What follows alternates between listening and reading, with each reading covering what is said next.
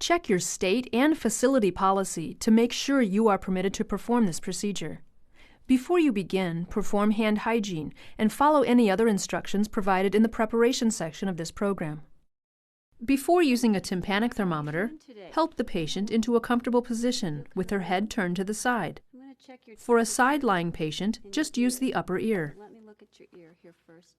After checking her ear canal for obvious earwax or cerumen and drainage, remove the handheld thermometer unit from the base, being careful not to press the ejection button. Slide a disposable probe cover over the thermometer tip until the cover locks into place. Avoid touching the probe cover.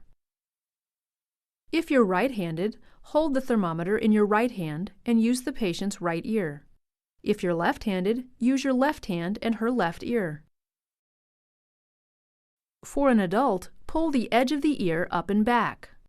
Fit the probe tip snugly but gently into the ear canal and aim it toward the patient's nose.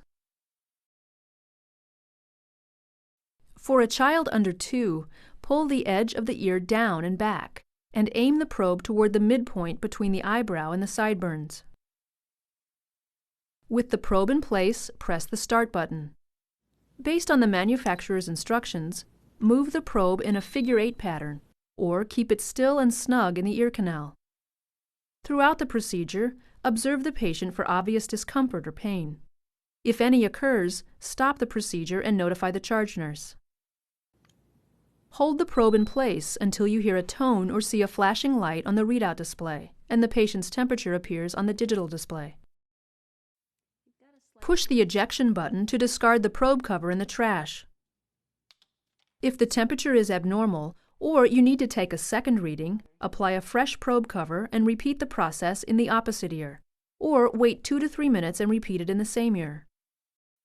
When you're finished with the thermometer, return the handheld unit to its base. As part of your follow-up care, record the patient's temperature and report any abnormalities to the nurse. Perform hand hygiene and report completion of the procedure and your observations to the charge nurse. See the follow-up section of this program for detailed information.